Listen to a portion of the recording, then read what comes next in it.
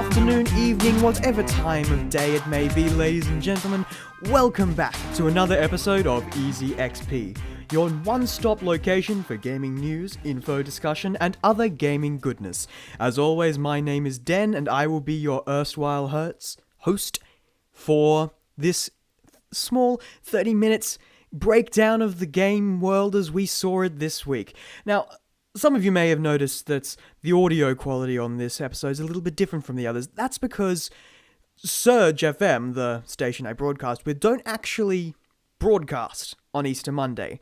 Fortunately, I have a small amount of audio equipment at home, so I thought I'd just record this on my own and put it straight up to YouTube so that no one would miss this week's episode of Easy XP. And with that in mind, let's get straight into it with the news. I've got some very interesting topics for today. PS4 breaks 7 million units sold, and the Candy Crush trademark battles have been settled, and I'll be rounding off with the releases for this week. As of April 6, 7 million PlayStation 4s have been sold worldwide. This far outstrips Sony's forecast, which predicted 5 million units by the end of March. Microsoft have yet to release sales information for 2014 for the Xbox One, and some critics say that speaks of the slightly less glamorous picture regarding the Xbox One. Either way, we don't have very much metrics to compare it with for the other next-generation console. Interestingly, Titanfall, which is exclusive to Xbox One and PC, holds the place for the most physical copies sold in March. Now, this is a very interesting piece of news, especially considering a big flavor towards the end of the last generation was how long consoles can last. I mean, what this shows is that there's clearly a market for the dedicated gaming console, at least at this point anyway, and it'll be interesting to see how the PlayStation 4 does into the future. Admittedly, we have to wait and see what the games forecast looks like, as that's really what it comes down to, and obviously lots more people were interested in Sony's offerings than Microsoft's, and good for them. It's a very personal thing, and people have been more interested in what the PlayStation 4 has to offer. I mean, it's not exactly a harder sell with the PS4 being cheaper and everything, but it certainly does raise questions as to what Microsoft is going to do to battle, or shall we say battle this trend, what they're going to do to try and stay competitive with the PlayStation 4. Some people have said they might want to release a cheaper Xbox One without the Kinect involved so that they can bring it down to the price of the PlayStation 4, but obviously that's in Microsoft's ballpark. And obviously, as always, I'd recommend you try and stay away from the comments section on any articles surrounding that, because it's not entirely a pleasant experience, shall we say. If you do, be sure to bring a biohazard suit. The Candy Crush trademark battles have been settled.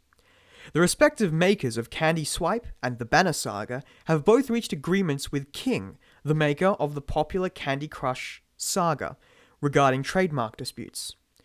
The disputes arose in light of King trademarking the word candy for use in relation to video games, and attempted legal action on both Candy Swipe, obviously, made by Albert Ransom, and the Banner Saga, less obviously, made by Stoic, a game studio. I have learned that they picked the Candy Crush name before I released my game, and that they were never trying to take my game away, Ransom stated. Both our games can continue to coexist without confusing players. Stoic have also posted, Stoic is pleased to have come to an agreement with King regarding Stoic's The Banner Saga trademark, which enables both parties to protect their respective trademarks now and in the future.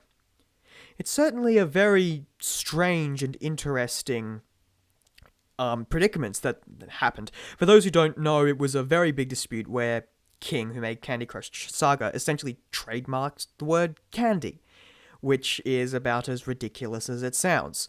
So apparently, if you use the word candy in any of your video games from now on, you have to answer directly to them, which is a bit of an interesting prospect. And they got a lot of flack for how badly King for how badly they dealt with these trademarks. Like, Candy Swipe, he's a one-man developer who essentially made Candy Swipe in his free time, and the Banner Saga is a completely different game.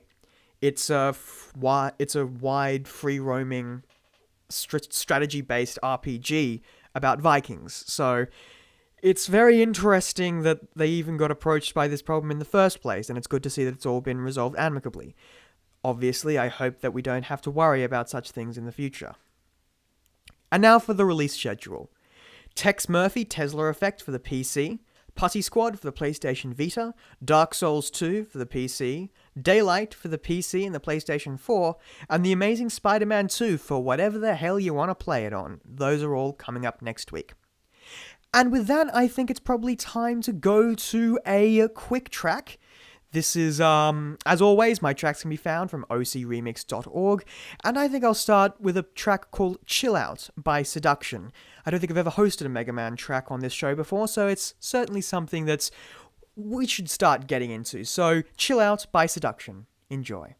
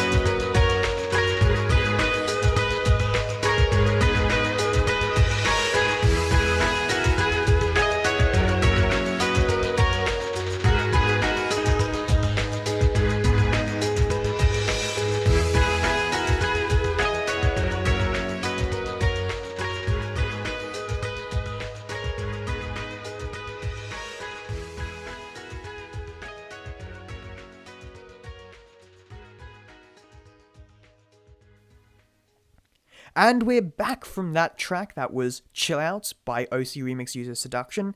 Except it wasn't really, because I'm recording this all in post, so it was just a minute of silence from which I'll add the track in later. But I don't even know what's real anymore. It's weird doing this thing live. I don't even know. Okay. Now, I normally give a game recommendation at this part of the show, but I think I'm doing something different. Try and move into something a little bit more professional, but baby steps, obviously. Instead of a game recommendation, I'm going to give a sort of first impressions look at a game I've been playing this week. Obviously, this won't happen very often because as a poor, disheveled uni student, I only have so much money to spend on games. But I picked up a new game this week that I would like to share my opinions on with you. The game is known as Professor Layton versus Phoenix Wright.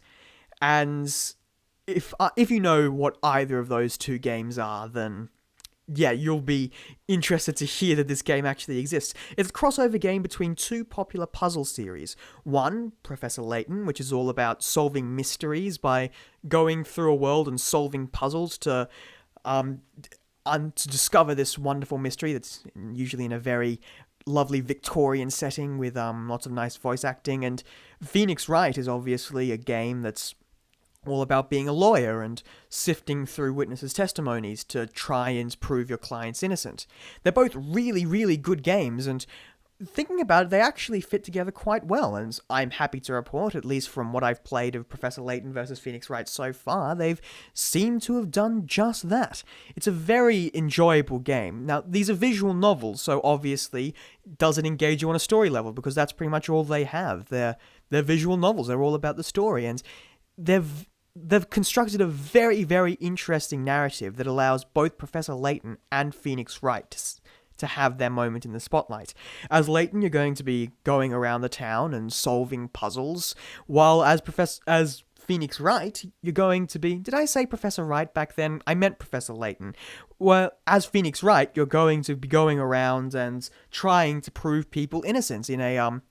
Actually, because the mystery involves them getting sucked into an old medieval town, you're actually trying to defend people from accusations of being a witch, which is incredibly amusing. It becomes even more amusing when you have to use the logics of magic. Like, even though clearly, well, it's magic, it's not clearly not real, but you have to play with it and use their rules of how magic works to try and solve your cases. It's a really, really interesting take on the formulas of both games. I will say it feels a lot more like a Professor Layton game than does feel like a Phoenix Wright game. Whenever Phoenix Wright comes in, you can see just the art style. Phoenix Wright fits in the game with an almost audible clunk, but the game doesn't shy away from that. In fact, it revels in it. It revels in having this strange combination of characters working at your disposal. And it somehow manages to be both mysterious and capture your attention as being mysterious, and you want to find out what's happening next in the Professor Layton sections. While in the Phoenix Wright sections, they bring in all the humor and wits and sometimes tension that's the series is practically infamous for at this point. Yeah, it's not a perfect game. It's not perfect meshing, obviously. Especially the Phoenix Wright sections, they feel like they feel like prototypes almost for Dual Destinies, the game which came after it. Well, it's actually I probably should explain this. Professor Layton vs. Phoenix Wright has been out for a while. It came out in 2012, but it was only localized recently. So the fact that I feel it feels like a prototype for Dual Destinies is probably actually quite right. Dual Destinies probably looked at it and how they approached bringing Phoenix Wright into a 3D world and then used that to build their own game off. And from that standpoint, they've done incredibly well. My only concern is that sometimes the sound effects are a little bit, aren't quite up to scratch. They use the Phoenix Wright sections use the sound effects from the DS games, so sometimes when compared to the really incredibly high fidelity voice acting and the incredible soundtrack, it sometimes feels a little bit lo-fi to be using all of the old sound effects, although hearing Professor Layton give an objection call is quite fantastic. And Yes, and so I've been playing that, and I have been loving it. If you are a fan of either series, there is a lot to love here.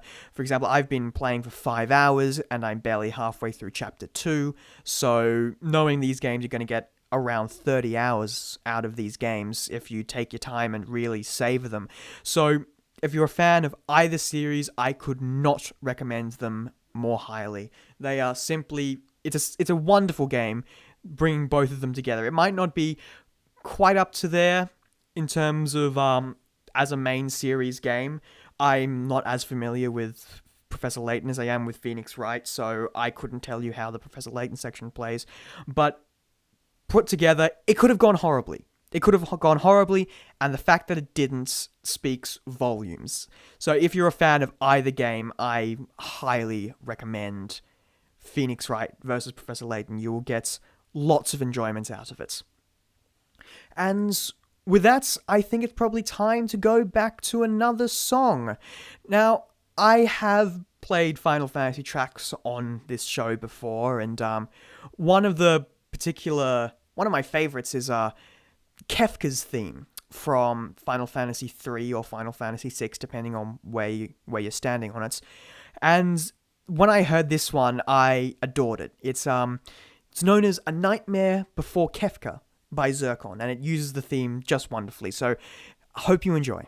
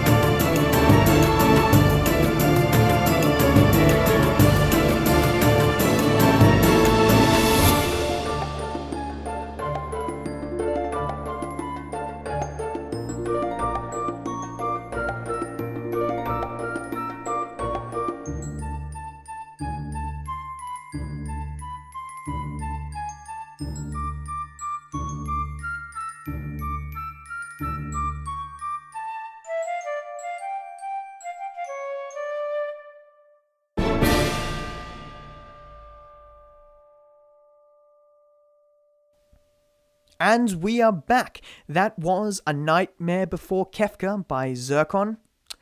And so now we're on to the topic of the week. And this is something that sort of popped into my head when I was reading articles around the whole 7 million PlayStation 4s sold.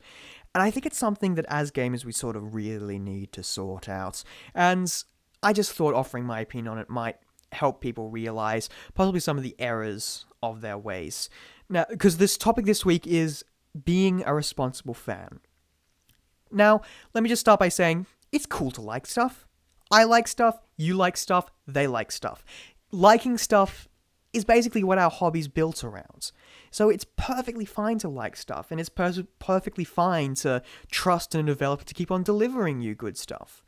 What isn't alright is some of the stuff that crops up in comment sections, some of the people berating other people for not liking something or not having the same opinion on them on something. This is not being a responsible fan. Now, some of you may have recognized and remember from last week where I jokingly used the phrase PC gaming master race. That's actually something that lots of people take in their stride, and the PC as a platform obviously can support a lot of this as much as people on the consoles can. Obviously, you have people between the consoles arguing which one they like best, and then you have the PC people who are going over the top of them. It's all a little bit messy. It really is a little bit messy, and we really shouldn't be judging people. We really shouldn't be dividing ourselves like this, because are we that childish that we have to judge people on their choice of what they want to play? If somebody wants the convenience of a console, if they like the games that are coming on a console, then why should we be annoyed that they want to play on a console? Or that particular console? Like, as much riling I've probably done on the Xbox One recently, I still respect it as a console. I think it's a good console, and I wouldn't dream of degrading somebody for liking that particular system. I just recognize that a lot of the stuff on it is not for me. And obviously that works the other way as well. I will be the first to admit that I'm an avid Nintendo fan, obviously. It works the other way around as well. To be a responsible fan, you need to not only realize the flaws on some accounts of, you have to realize that other people might like other things and respect them for that, but you also have to realize that some people might not like the things that you enjoy. Like, as a Nintendo fan, I like Nintendo stuff. I like Mario, I like Zelda, I like Metroid. But I also recognize that lots of people don't. That some of what people see as repetition throughout the entire games is enough to drive people away. That some people don't like the formula, some people don't like the characters. And that's perfectly fine. I think we should respect that, as much as people should respect other people's decisions to like the games. I think that as a fan, you can be a devoted fan as you like, as long as you're not obsessive, as long as you're not overlooking flaws, as long as you're not trying to speak away or argue against potential problems or flaws with what you like. It's perfectly fine. Like I said before, it's perfectly fine to like stuff. Liking stuff is what makes us gamers. And wouldn't it just be nice for once if, instead of bickering between each other on which console's best, who's wasted their money, which console is gathering dust, we can all just sit down and bloody enjoy playing video games? Because in the end, isn't that what it's all about? Just a little food for thought. And looking at the time, I believe that is it for this week. We're going to be finishing up with a track of the week, and this Easter Monday, this pre-recorded and obviously still unedited version of EasyXP, going to be finishing off with a track of the week. This is a track that I heard once and immediately fell in love with. When it comes to gaming tracks, I've never been a massive fan of vocals. In just the game tracks I like to listen to normally, I'm not a fan of vocals, because for me, lots of the game music is all about the ambience and all about the music. But when I heard this song, Generations, which is based on Ocarina of Time and the Forest Temple in Ocarina of Time. When I heard it, I just adored it. Song is called Generations, and it's put together by Drum Ultima, Jillian Aversa, XPRT Novice, and Zircon, who actually made A Nightmare Before Kafka, which was the last song I played. So, as always, before I leave you, I'm going to remind you that if you want to suggest a game for us to talk about, if you'd like to give us a discussion topic, just want to give us any information at all, ask for relationship advice. I don't know what I could do, but you can certainly try asking. You can always contact us at surgexp@gmail.com. That's surgexp@gmail.com. And now, with that, I think it's time to leave you with our track of the week. My name has been Den. Thank you for listening. As always, enjoy.